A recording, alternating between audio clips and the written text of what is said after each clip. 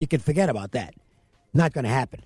Nebraska's only path to the NCAA tournament now is to win the Big Ten tournament, and they're probably not going to do that. So, even though they really need a good game here, I don't know if I can trust them in this spot. It might just be that the air is going out of the tires for Nebraska. I think it's the right spot for them, but not the right play for me. Creighton and Villanova, the Wildcats are rolling. They're 9-point favorites at home tonight over the Blue Jays.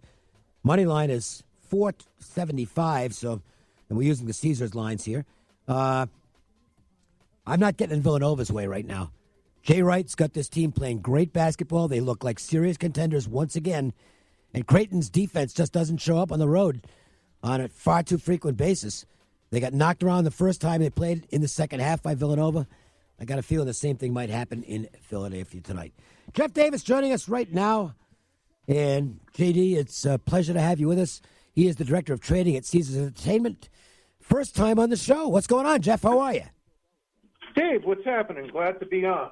I'm glad to have you on, and we like doing this behind-the-counter stuff to find out what's going on with the games, the key games on the board. So maybe you can give us a little background of that, and then we'll maybe talk about some other things as well. But let's get right to them and talk about the Nuggets and the let me see. Let me get the right order here. No, I want to just talk college, actually. I just talked the Maryland-Nebraska game. And I don't know what your feelings are, but I don't trust Nebraska, even in a good spot right now, but it kind of looks like the bettors are trusting them to some extent tonight.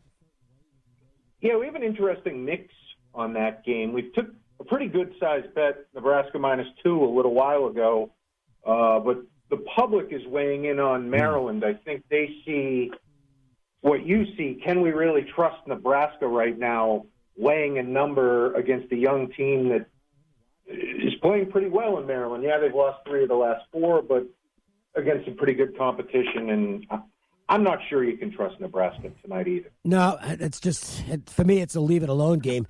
Baylor and Texas is interesting because I think Baylor's playing with a gigantic chip on its shoulder right now. They pretty much got written off when they lost their big inside scoring guy. He got hurt. He's out for the year.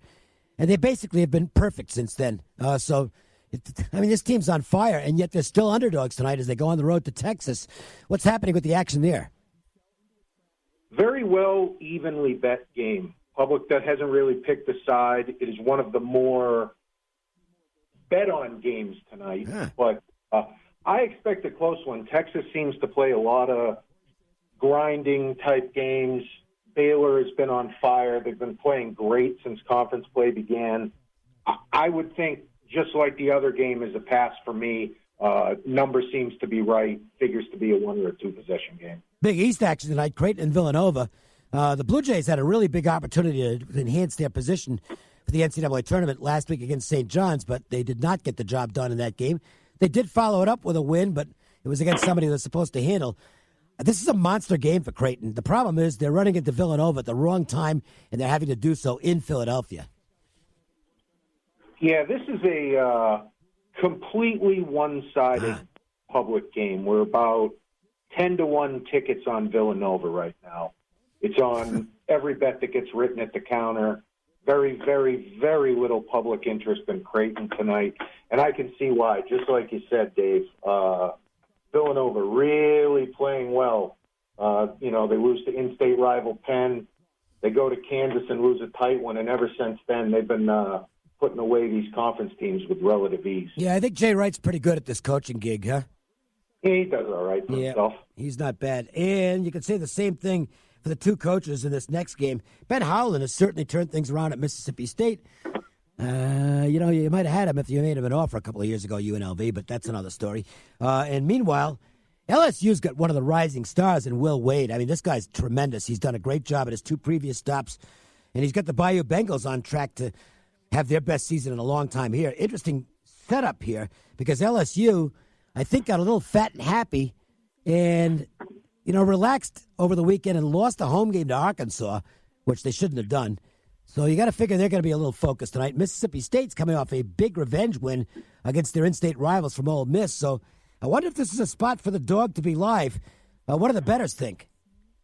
The public surely thinks the dog is live in this one. We're seeing a lot of LSU money, and given the way LSU's been playing lately, I don't blame them. Mississippi State is a really tough outfit to get through at home, so I completely understand this number. Again, these numbers seem really good tonight. This one, again, right on for me. And then we get Colorado and UCLA, which I mentioned it because UCLA, I guess, always draws some action out here, but it sure isn't what it was early in the season when I think there were high hopes for the Bruins. They have fallen on their face. They've changed coaches. Have they turned into a low-volume team at this point? Yeah, it was funny. I was looking through the games today, and outside of the really, really obscure stuff, this is one of the least bet games on the board today, Colorado, UCLA. I think the being on the Pac-12 network and not being part of DirecTV will hurt a lot of the scandal from people at home, of course, but the Pac-12 just kind of stinks, and both of these teams you're going to need to win the Pac-12 to get in, and I don't see it from either of these sides. JD, I mean, I got to tell you, I think it's done more than hurt them in terms of visibility. I think part of the reason that the conference has fallen as far as they have in both football and basketball is that nobody can watch I've got cable. I can watch the games because the Pac-12 network's on, but if you've got DirecTV, and a lot of people have DirecTV, you can't watch the games, and that's throughout the country. And I think that's had a really bad impact on the Pac-12. Just an incredibly bad business decision on their part. Couldn't agree more, Dave. We got Wisconsin and Minnesota, and a little revenge here for the Badgers. They lost at home, and they pretty much was soundly beaten by the Golden Gophers in that game. The bettors looking at the revenge spot as a go-with for Wisconsin tonight. Yeah, a lot of things point to Wisconsin tonight, and the public seems to agree. Minnesota going into that barn and winning a game. Wisconsin's got a little revenge on their mind. They've won 5 in a row. But we've got the best number out there for the most part. Wisconsin -2 here, and it's 2.5 in pretty much most of the spots around, and nobody really seems interested in laying the 2. And when that's the case, Minnesota might interest me a little bit here. And we'll wrap up the behind-the-counter stuff with the game between the Rebels and Boise State. It has been a bad week for UNLV, to put it mildly. 2 really ugly losses. And they're dogs again tonight, about 6 right now at Caesars, as Boise the favorite in that game. Where's the action? We've actually taken a intelligent bet on either side of this game. We took a bet UNLV +6 earlier this afternoon, and recently we just had somebody lay 5.5. So there's conflicting opinions on this one. UNLV has definitely struggled a little bit of recent times. Boise coming off a disaster against Reno, figured to come with a little bit better of a performance tonight. Myself, I lean Boise, but again, two sharp opinions on opposite sides here. Talk a little NHL in a moment. We'll speak with Jeff Davis, Director of Trading for Caesars Entertainment, and you can follow him on Twitter at @the_junkyard. So let's talk a little first about Caesars, because you guys have really gotten aggressive in the market. I think that's great for sports bettors, not only in the state of Nevada, but every place else with things widening throughout the country. Talk about how Caesars is kind of, it has been a dramatic change. I mean, you guys weren't really getting a lot of attention, and now you are. Very aggressive, too. I like that. Yeah, it's great. It's great to be part of a company that kind of wants to get out of their old reputation of years ago in the sportsbook industry and be front and center. And we just kind of decided a year and a half ago that let's change this. And we got a good group of guys here, and we just said, what can we put up that's different and/or fun and drum up some interest? And that's what we do. We just try to think of more stuff every day and just get better and better as the time goes by. And, of course, for those who like to use the devices, like myself, you guys have a terrific app. And you don't have to go directly to Caesars to open up an account. Now, you can download the app. And, again, you don't even have to have an account to view the app itself and get the lines and kind of get a feel for what's out there. But you can go to any of the locations where you guys are involved and open up your account. Yeah, and we're all over the place on the Strip, but for locals that don't want to deal with going to the Strip, you can pull into the Rio, free parking. Go sign up for an app at the Rio. We're also available in northern Nevada, Harrah's Reno, Harrah's Lake Tahoe, Harvey's Lake Tahoe. And if there's anybody listening in New Jersey right now, CaesarsCasino.com. Sign up for the app in New Jersey. You don't even have to go into a casino in New Jersey. You can do it from the comfort of your own couch.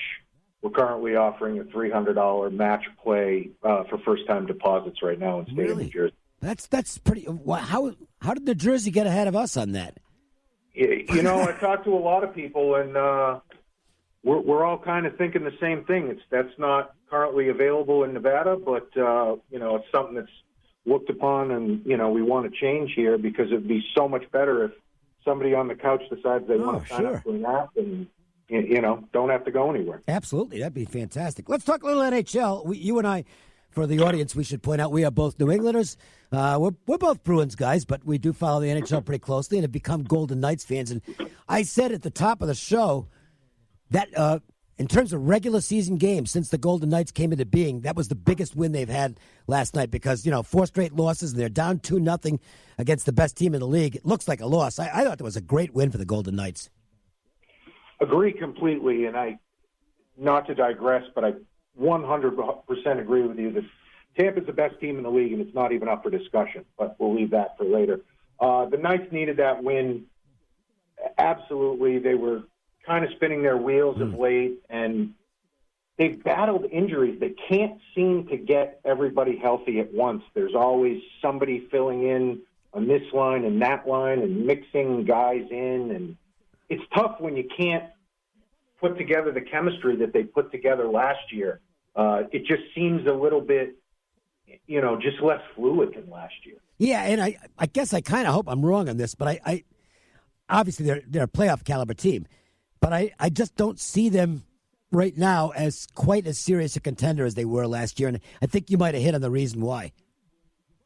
Yeah, right now they're in third place in their division. They're very, very, very unlikely to go any lower than that. But I'm not sure they can jump Calgary or San Jose right now, and I'm not sure they're a good enough road team to beat San Jose or Calgary in a series. Maybe they can win one, probably not both. And if by chance they do win both, I can't imagine them beating whoever comes out of the Central. That's kind of the way I look at our old team from our roots, the Bruins. They're good. And on certain nights, they look absolutely great when they get a contribution from somebody other than the Bergeron line. But it just doesn't happen often enough, and they've had injury issues all year long. And I just don't see the Bruins, you know, they're a playoff team, but I don't think they're maybe win a series, but that's about it.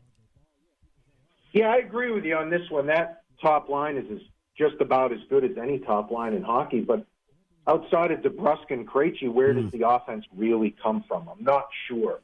But that being said, I think they're more than one guy away. I'm not sure this is the year where they should go by at the break.